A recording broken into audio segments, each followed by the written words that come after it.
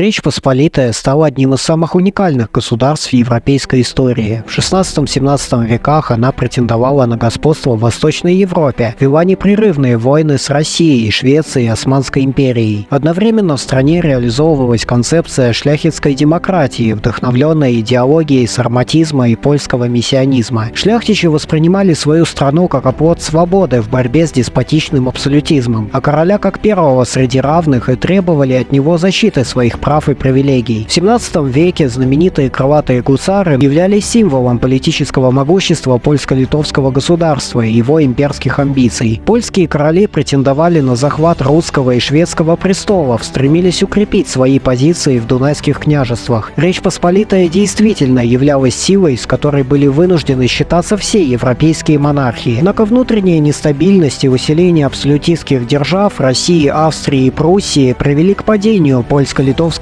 унии. В XIX и начале XX веков, когда уже была восстановлена независимая Польша, ее политики предложили целый ряд геополитических концепций. Самыми известными из них стали Междуморье Пилсудского, линия Дмовского и Соединенные Штаты Польши Подеревского. Предлагаю в этом видео более подробно разобрать идеологию и геополитику Первой и Второй Речи Посполитой, а также разобрать ее влияние на геополитику современной Польши. Прежде чем продолжить, хотел бы порекомендовать вам каналы Яна Окнева и Хисторем. На каналах разбираются неизвестные страницы русской и мировой истории, межвоенный период, различные диктатуры и режимы. Здесь вы встретите очень качественное оформление и яркую подачу без сухих цифр. К примеру, на канале Хисторем недавно выходил ролик о самых необычных подарках русским монархам, а Ян выложил видео об истории королевства Финляндия и межвоенной Австрии, в которых я принимал участие. Поддержать мой проект вы можете на Бусти. Всего за 50 рублей в месяц вы получите доступ к постам, роликам и статьям, которых нет на YouTube-канале «Историческая империя». Все ссылки в описании. Поляки считали себя потомками сарматов, которые по воззрениям того времени являлись арийцами и предками всех германских народов. Основываясь на этом мифе, они оправдывали вестернизацию Польши и принятие католицизма князем Мешко, легендарным основателем страны. Его жена, княжна Дубравка, привела с собой миссионеров, которые распространили в Польше христианство. В период существования королевства Польского и Речи Посполитой особенно любили возводить свое происхождение к сарматам шляхтичи. Это позволяло им оправдывать свое жестокое обращение с населением западно-русских земель, которое считалось шляхтой второсортным. До подписания Люблинской унии поляки относились так ко всем литвинам, в том числе и к великому князю Литовскому, если его престол не занимал король Польши. Идеалом сарматизма была консервативная аристократическая республика с опорой на церковь и шляхту. В Речи Посполитой около 10% населения имело дворянство, что было рекордным показателем для Европы XVI-XVIII веков. Однако весь остальной народ находился фактически в бесправном положении, что не только снижало международный престиж страны, но и тормозило развитие Речи Посполитой. Сарматисты отказывались перенимать прогрессивные нововведения, усилявшие экономики стран Западной Европы. Шляхтичи предпочитали смерть от голода, позорному для своего статуса физическому труду, воспринимали короля как равного себе и с особым трепетом относились к женщинам как к сарматским амазонкам. В XIX веке, когда польские земли были разделены Россией, Австрией и Пруссией, началось зарождение так называемого польского миссионизма. Эта националистическая концепция предписывала Польше и Речи Посполитой особую роль в европейской истории, роль оплота свободы и демократии в борьбе с реакционизмом. Миссионизм отличали вера в личного бога, превосходство духовных сил над физическими, а также в преобладании интересов нации и народа над интересами отдельно взятого человека. Полноценное сближение Франции с Польшей началось в XVI веке, когда французские короли искали союзников в Центральной Европе для борьбы с Габсбургами. В 1573 году умирает Сигизмунд II Август, что приводит к пресечению мужской династии Ягеллонов. Среди кандидатов на короны Польши и Великого княжества Литовского был и русский царь Иван Грозный. Польская шляхта неоднократно предлагала трон Ивану и его преемникам, но все переговоры срывались из-за невозможности договориться как по религиозному вопросу, так и экономическому взаимодействию в рамках унии. В конце концов, королем был избран французский принц Генрих Валуа. Значение его правления для Речи Посполитой и польско-французских отношений состоит в том, что он принял Генриховы артикулы, еще сильнее сужавшие и без того ограниченную королевскую власть, укрепил позиции Франции в балтийской торговле,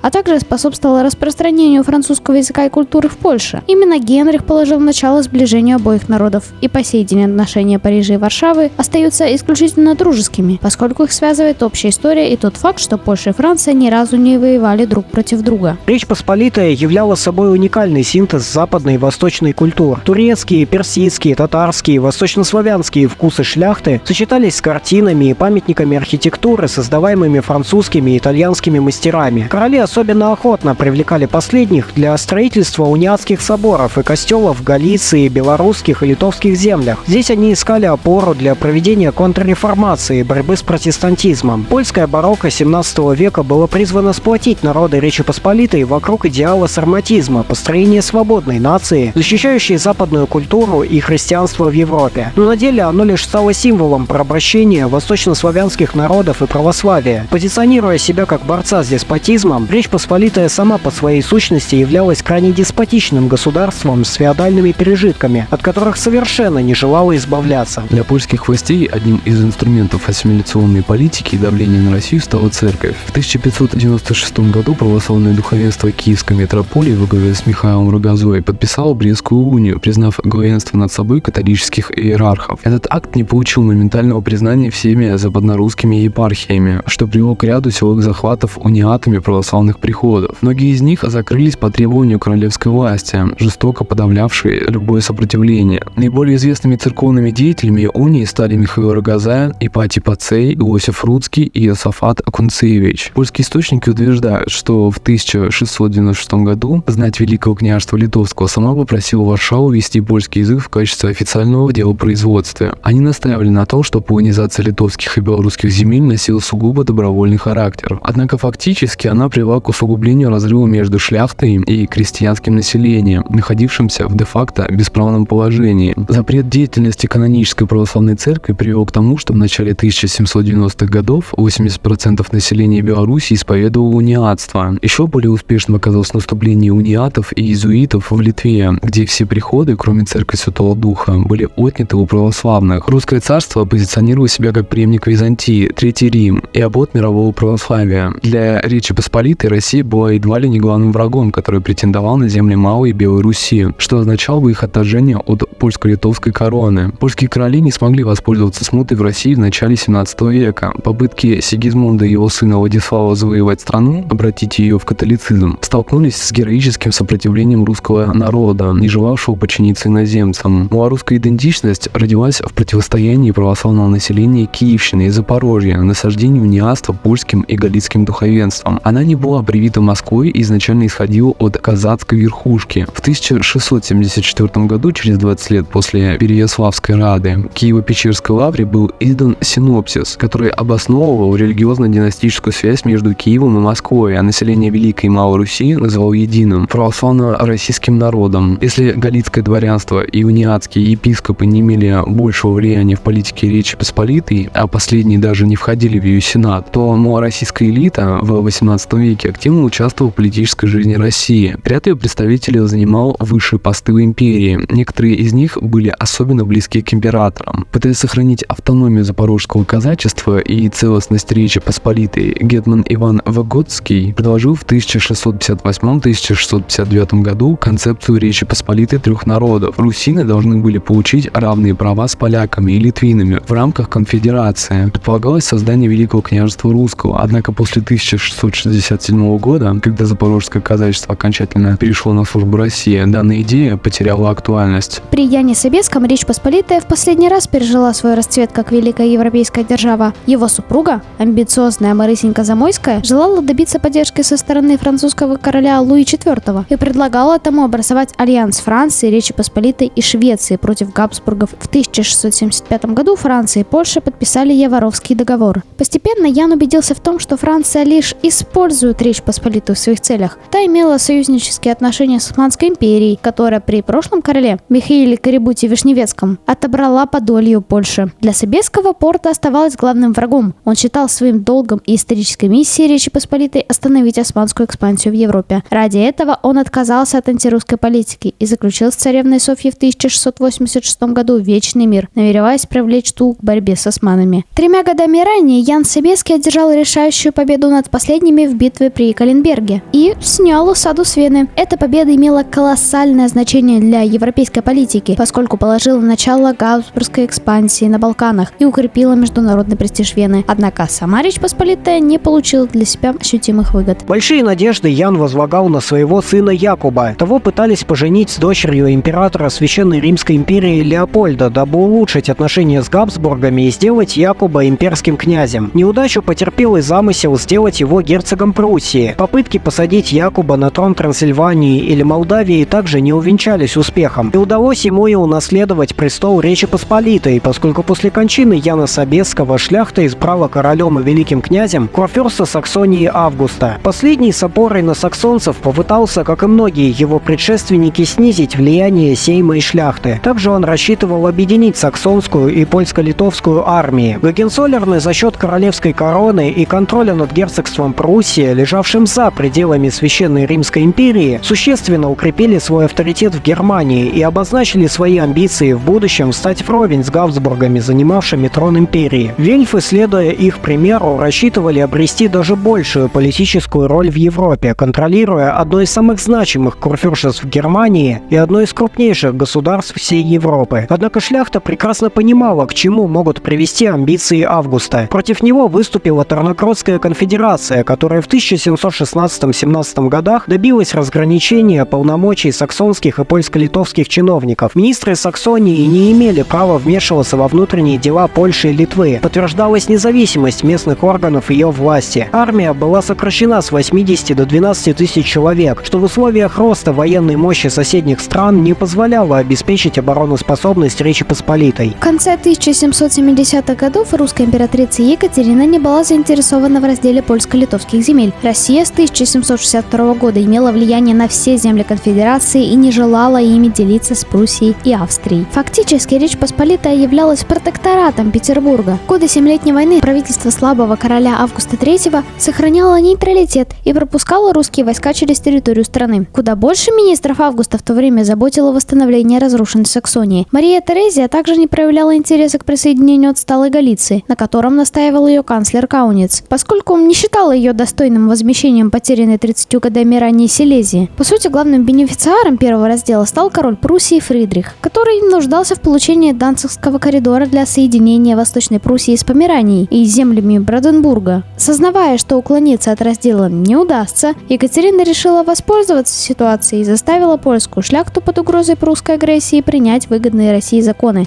прежде всего введшие свободу вероисповедания и уравнявшие права православных с римокатоликами. Для Версаля сейм Репнина стал настоящим вызовом. Французы оказали поддержку Барской конфедерации, Крыму и Османской империи, которые начали в 1768 году боевые действия против России и восставшего православного населения правобережной Украины. Имея союзные отношения с Турцией, а также воспользовавшись восстанием Пугачева, вспыхнувшим в разгар русско-турецкой войны, Фридрих в конце концов добился от Екатерины подписания договора о разделе Речи Посполитой. Россия присоединила Смоленщину, Полоцк и Динабург, Австрия – Восточную и Западную Галицию. Пруссия же включила в свой состав северо-западную Польшу, где располагались важнейшие экономические центры Речи Посполитой. Тем самым она взяла под контроль 80% польской внешней торговли, а через введение огромных таможенных пошлин приблизила ее крах. В 1793 во Франции был казнен король Луи XVI. На этот раз Екатерина была уже куда более заинтересована в разделе оставшихся земель Речи Посполитой. Станислав Август Понятовский принял Конституцию 3